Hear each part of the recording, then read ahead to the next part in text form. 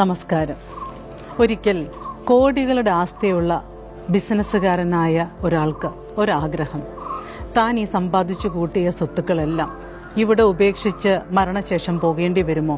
അല്പമെങ്കിലും തൻ്റെ കൂടെ കൊണ്ടുപോകാൻ തനിക്ക് സാധിക്കുമോ? അതിന് തന്നെ ആരെങ്കിലും സഹായിക്കുമോ?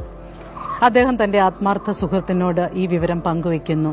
സുഹൃത്ത് വളരെ യുക്തിപരമായി ചിന്തിക്കുന്ന ആളായിരുന്നു. സുഹൃത്ത് നമ്മുടെ ബിസിനസ്സുകാരനെ ഉപദേശിക്കുകയാണ്.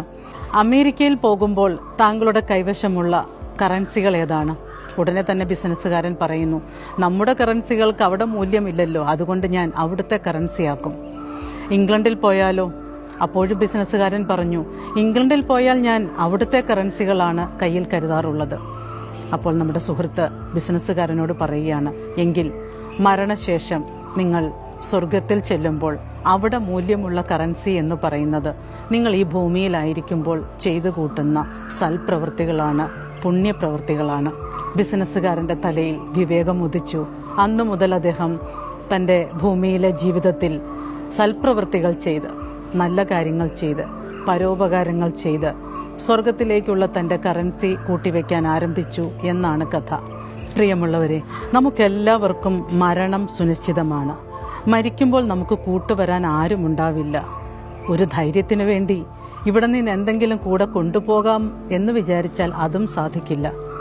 അപ്പോൾ പിന്നെ നാം ജീവിതത്തിലേക്ക് വരുന്നതും ജീവിതത്തിൽ നിന്ന് പോകുന്നതും തനിച്ചു തന്നെയാണ്. ഇതിനിടയ്ക്ക് നാം ജീവിതത്തിൽ ചെയ്തു കൂട്ടുന്ന സൽപ്രവൃത്തികൾ, മറ്റുള്ളവർക്ക് ചെയ്യുന്ന നന്മ പ്രവൃത്തികൾ, ഇതൊക്കെ ആയിരിക്കും ജീവിച്ചിരിക്കുമ്പോഴും ജീവിച്ചതിന് ശേഷം നാം കടന്നു പോകുമ്പോഴും നമുക്ക് മുതൽക്കൂട്ടായി തീരുക. നമ്മുടെ ചുറ്റുപാടുമുള്ളവരൊക്കെ അവർ സമ്പാദിച്ചു കൂട്ടിയ സ്വത്തുക്കളുടെ ഒരംശം പോലും ഇല്ലാതെ കടന്നു പോകുന്നത് കാണാറില്ലേ? അത് നമുക്കൊരു പാഠമായിരിക്കണം. ജീവിച്ചിരിക്കുന്ന കാലത്ത് മറ്റുള്ളവരുടെ ഹൃദയത്തിൽ സന്തോഷം നിറച്ച് നാം ചെയ്തു കൂട്ടുന്ന ചെറിയ സുഹൃതങ്ങൾ പോലും മരണശേഷം നമുക്ക് മുതൽക്കൂട്ടായി, താങ്ങായി, കരുത്തായി തീരും എന്ന കാര്യം എപ്പോഴും ഓർക്കണം. നല്ല മരണം കിട്ടണമേ എന്ന പ്രാർത്ഥനയോടൊപ്പം തന്നെ നാം ജീവിച്ചിരിക്കുമ്പോൾ കിട്ടുന്ന അവസരങ്ങളിലെല്ലാം സൽപ്രവൃത്തികൾ ചെയ്യാൻ നമുക്ക് സാധിക്കണമേ എന്ന പ്രാർത്ഥന കൂടി നമ്മുടെ ചുണ്ടിൽ ഉണ്ടായിരിക്കട്ടെ എപ്പോഴും.